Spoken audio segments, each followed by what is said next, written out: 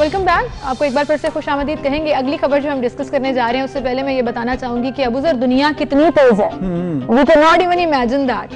और ये खबर पढ़ने के बाद तो मुझे एक्चुअली फील हुआ यार कितने तेज निकले हैं वो लोग। बेसिकली ये कुछ चंद नौजवान हैं जिन्होंने सोशल मीडिया का इस्तेमाल करते हुए डोनाल्ड ट्रंप साहब को जो है परेशान कर दिया। उनको टाकरा ऐसा दिया कि उनका जो पहला जलसा था जो कि 2020 के इलेक्शन के लिए वो कैंपेन शुरू कर रहे थे वो नाकाम उन्होंने कैसे बनाया कि सोशल मीडिया का इस्तेमाल करते हुए जी ग्रुप है जिसका उन्होंने यूज़ किया, जनरेशन जी इसका नाम है।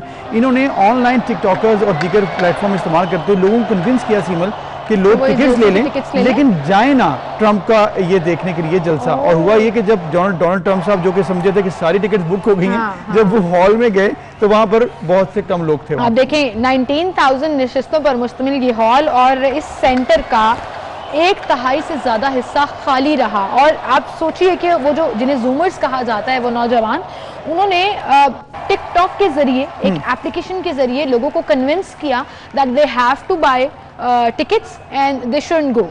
तो वो एक बड़ा इम्पैक्ट जो है वो डोनाल्ड ट्रंप पे पड़ा, क्योंकि ऑब्वियसली उनको ट्रोल भी हुए, फिर उसके बाद लॉन्ग थ्रेड्स चले और फिर उसके ऊपर बातचीत भी हुई। तो एक तरह से पहली पॉलिटिकल नाकामी जो है नवंबर में इलेक्शंस हैं और इस तरह का शुगर लगा रहे हैं लोग अगर ट्रंप साहब के साथ हो गई है कि बच्चों ने उनको ऐसा टफ मुकाबला दिया तो जब वो इलेक्शन लड़ेंगे तो क्या होगा। लेकिन अब देखें मामला ये है कि यहाँ पर सोशल मीडिया का इस्तेमाल किया गया। सोशल मीडिया की हम बात करते हैं बहुत ज्यादा कि उसके पॉजिटिव और नेगेटिव असरात भी होते हैं। पॉजिटिव में आप कोई भी उसके लिए पॉजिटिव यूज कर सकते हैं, आप मामला डिस्कशन मीडिया जो भी आपके सामने है, लेकिन नेगेटिव असरात भी हो रहे हैं। और उसमें नेगेटिव में सबसे ज्यादा ये मामला है कि कुछ दिनों से जो कि आपकी एक जमाने में फेवरेट गेम रही थी पबजी, नहीं अभी भी है फेवरेट गेम होने का कोई क्राइटेरिया नहीं है। आप पबजी का जिक्र कर रहे हैं, वीडियो गेम्स बेसिकली आप जिक्र कर रहे हैं। मुझे बड़ा अफसोस होता है जब इस तरह की अफसोसनाक खबरें आती हैं। 2 रोज कबल लाहौर में दो बच्चों ने खुदकुशी कर ली क्योंकि उनके पेरेंट्स उन्हें मना कर रहे थे कि ये गेम नहीं खेलना। इसको वायलेंस के साथ रिलेट किया जाता है, तशद्दुद के साथ रिलेट किया जाता है। और मैं ये पूरी जिम्मेदारी के साथ बात कह सकती हूँ क्योंकि आई प्ले दिस गेम, मैं खेलती हूँ ये गेम, कि इसमें वायलेंस नहीं है। It's something wrong with your head if you are taking it that serious. मामला पता है क्या है सिमल, मामला ये है कि देखें समझदार लोग होते हैं वो कम से कम हर चीज़ का इस्तेमाल करते हैं normal. Excess of everything is bad. इसीलिए अब हुआ क्या कि लाहौर पुलिस ने और फिर पंजाब असेंबली में गुज़श्ता रोज़ कमर लियाकत साहिबा जो कि MP हैं नूनी की तरफ से, उन्होंने इस तरह से किया है कि उन्होंने करारदाद मंजूर करवाई है कि इस पबजी गेम के ऊपर बैन लगाया जाए। तो अब देखना होगा पुलिस और जो MPs हैं वो क्या करने जा रहे हैं, किस तरह से इस पर डिसाइड करने जा रहे हैं कि इस पर वाकई पबजी पर बैन लग जाएगा या नहीं, ये कुछ दिनों में फैसला हो जाएगा। बिल्कुल सही। इसके साथ साथ हमारे साथ स्टूडियो में साइकोलॉजिस्ट भी मौजूद हैं, हसन आबिद साहब, और उनसे भी हम बात करेंगे और देखेंगे कि वो इस पर क्या कहते हैं। अस्सलाम वालेकुम कमल लियाकत साहिबा, अस्सलाम वालेकुम हसन, क्या हाल चाल है आप दोनों के? जी वालेकुम अस्सलाम जी, अल्हम्दुलिल्लाह जी। कमल साहिबा हमारे साथ ही मौजूद रहिएगा। पहले हम हसन की तरफ चलेंगे और थोड़ा नफ्सियाती इम्पैक्ट जो है इस गेम का समझने की कोशिश करेंगे। हसन क्या समझते हैं आप, क्या वाकई में पूरा का पूरा कसूर इस गेम का है? बिहेवियर चेंजेस हों, एक्सट्रीम मेजरमेंट्स हों, जैसे सुसाइड कर लिया 2 बच्चों ने, वेरी ट्रैजिक, लेकिन क्या गेम को ब्लेम करना जायज़ है? वालेकुम सलाम, thank you very much for inviting me on the show. मेरे मुताबिक, मेरी ओपिनियन में बिल्कुल भी गेम इसकी जिम्मेदार नहीं है। आप किसी भी चीज़ के बारे में अगर उसके नेगेटिव एस्पेक्ट्स को देखते हैं, सबसे पहले ये देखा करें कि वो इम्पैक्ट क्या डालती है। फॉर एग्जांपल अगर एक बच्चा या बंदा खुदा न खास्ता बर्गर खा के फौत हो जाता है तो आप बर्गर बैन नहीं कर देंगे। एक बच्चे ने, ज़्यादातर सुसाइड्स जो होती हैं हमारे मुल्क में, हमारी दुनिया में, वो होती हैं पढ़ाई के ओवर प्रेशर की वजह से। तो इसका मतलब ये नहीं कि पढ़ाई को बैन कर दिया जाए।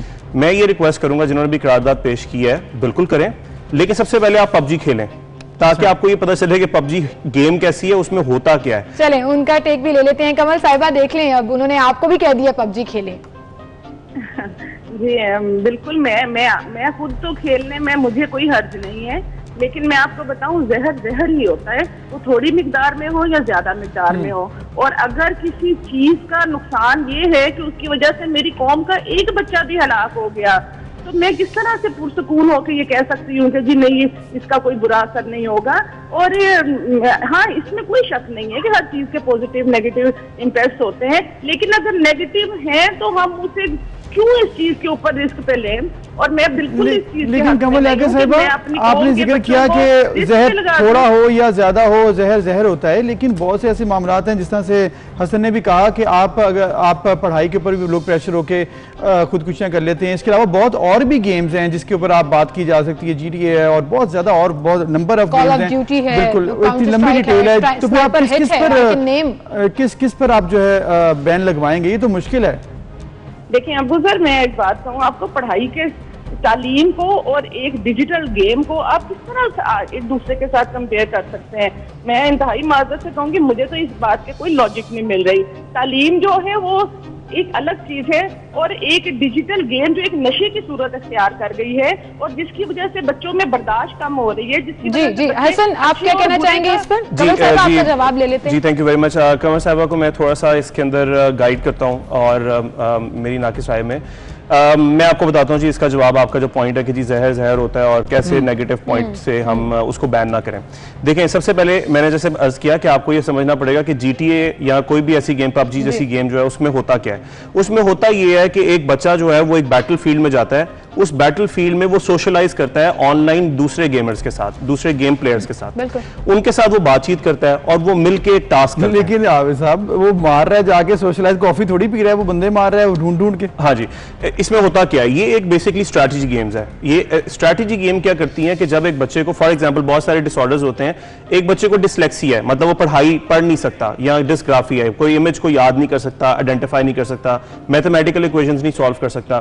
तो स्टडीज जो है, जो कि जिसकी बेसिस के ऊपर गेम्स बनती हैं, उन्होंने ये आइडेंटिफाई किया कि जब आप उनको स्ट्रैटेजी गेम्स खिलाते हैं, जिसमें चेस भी आती है, जिसमें और गेम्स भी आती हैं, फीफा भी बच्चे खेलते हैं, उसकी वजह से उनका ग्रे मैटर जो होता है ना ब्रेन में, वो डेवलप करता है, उनकी memory, reasoning. I completely agree with you. It depends on your strategy कि आपने PUBG गेम कैसे खेलनी है। पर्टिकुलरली इसकी बात करें, आपने डिफेंस मोड में जाना है, आपने स्ट्राइक करके खेलना है, वो आपकी पूरी स्ट्रैटेजी के ऊपर डिपेंड करता है। फिर आपका सब्र बहुत मैटर करता है, जो इसमें पेशेंस लेवल बढ़ जाता है। लेकिन कमल साहिबा, अब इस बात पर क्या कहिएगा कि ये सिर्फ PUBG ही ऐसी गेम नहीं है, कॉल ऑफ ड्यूटी भी है, GTA भी है, स्नाइपर हेड भी है और बहुत सी ऐसी गेम्स है। तो क्या सबको बैन करा देंगे जो दुनिया भर में खेली जा रही है? मैं ये नहीं कहती कि सबको बैन करवा दिया जाए, लेकिन अगर मैं फिर दोबारा से हसन साहब की बात से थोड़ा इस चीज से इत्तेफाक नहीं करूंगी कि देखें, अगर एक चीज का रिजल्ट आपको बुरा मिल रहा है, मेरे 2 बच्चों ने खुदकुशी कर ली, मैं किस तरह उन माओं की कंडीशन देखें, क्या उनसे पूछें कि इसे बैन होना चाहिए या नहीं होना चाहिए। अच्छा कमल साहब, एक छोटा सा सवाल मैं आपसे ये पूछना चाहूंगी कि जैसे अभी हम जिक्र कर रहे हैं कि ये गेम्स जो हैं वो खेली जाती हैं और बच्चे जो हैं वो इसमें इन्वॉल्व भी हो जाते हैं, तो why not focus on counselling जो स्कूल लेवल पर होती है? करियर काउंसलर्स क्यों नहीं है? साइकोलॉजिकल काउंसलर्स हमारे स्कूल लेवल पर क्यों नहीं है? हाउ अबाउट सबमिटिंग अ करारदाद ऑन दैट, ताकि बच्चों को मेंटली आप स्टेबलाइज कर सकें? जी बिल्कुल ऐसा है। मैं काउंसलिंग की अगर बात होगी तो मैंने अभी थोड़ी देर पहले एक और टीवी चैनल के ऊपर ये कहा कि हमें काउंसलिंग बड़ों की भी करनी है और बच्चों की भी करनी है। हमें अपने पेरेंट्स की भी काउंसलिंग ये करनी है कि आया वो जब बच्चा एक डिजिटल चीज को यूज कर रहा है तो वो उसके साथ कितना टच है। बिल्कुल पेरेंट्स और बच्चों को दोनों को मैनेज करना बड़ा मुश्किल काम है। हसन साहब, जिस तरह से मामला है ये कि पेरेंट्स किस तरह से काबू पा सकते हैं, बच्चे कैसे अपना कंट्रोल कर सकते हैं साइकोलॉजिकली, आप बताइएगा, क्योंकि एक हद से बढ़कर जब काम खराब हो जाता है, जब आप वो क्रॉस कर लेते हैं लाइन। देखिए, मैं इसमें ना कमर साहब की ये बात से एग्री करूंगा। इसके लिए WHO ने एक रीसेंट पॉइंट जो है वो डिक्लेयर किया और दुनिया को बताया, that is called gaming disorder. उन्होंने गेमिंग डिसऑर्डर का क्राइटेरिया बताया। उन्होंने बताया कि अगर एक बच्चा या बड़ा एक ऐसी गेम में अपने टाइम को स्पेंड करता है जिसकी वजह से उसकी family, personal, occupational, educational life disturb हो जाए फॉर 12 मंथ्स, मतलब वो किसी भी तरह के काम में इंटरेस्ट नहीं लेता सिवाय गेम खेलने के, और ये 12 महीने तक जारी रहे, तो गेमिंग डिसऑर्डर डिक्लेयर होता है। तो पेरेंट्स के लिए बड़ा जरूरी है कि वो ये आइडेंटिफाई कर लें कि उनका बच्चा क्या बाकी सारे काम पूरे कर रहा है। अगर वो कर रहा है तो ये बहुत हेल्दी एक्सरसाइज है। अगर वो नहीं कर रहा तो फिर उनको जो है ना पेरेंटिंग स्टाइल देखना पड़ेगा, अलार्म होने की जरूरत है। ये बड़ी इंटरेस्टिंग डिबेट चल रही थी and I had a lot of more questions about it, but Hasan और कमल साहिबा, हमारे पास टाइम खत्म हो गया। लेकिन हसन, आई प्रॉमिस यू कि हम इस चीज के ऊपर दोबारा भी एक शो करेंगे और इसको कंटिन्यू रखेंगे विद लाइव फीडबैक। हम चाहेंगे कि लोग हमें कॉल्स करें और अपने सवाल जो है वो एज अ और वो लोग जो कि ये गेम खेलते हैं और वो लोग पेरेंट्स जो अफेक्ट हुए हैं ऐसे बच्चों से जो कि ज्यादा खेलते हैं, हम पेरेंट्स से बात करेंगे इंशाल्लाह, स्टूडेंट्स बच्चों से भी लास्टली मैं एक बात, टाइम बिल्कुल खत्म हो गया हसन, वो मुसलसल हमें कह रहे हैं, लेकिन इंशाल्लाह इसी वीक में हम दोबारा नेक्स्ट वीक में इस पर दोबारा करेंगे। आपसे हम इजाजत चाहेंगे, अपना फीडबैक हमें जरूर दीजिएगा। इंशाल्लाह कल से इन टाइम पर फिर से अल्लाह हाफिज। अल्लाह हाफिज।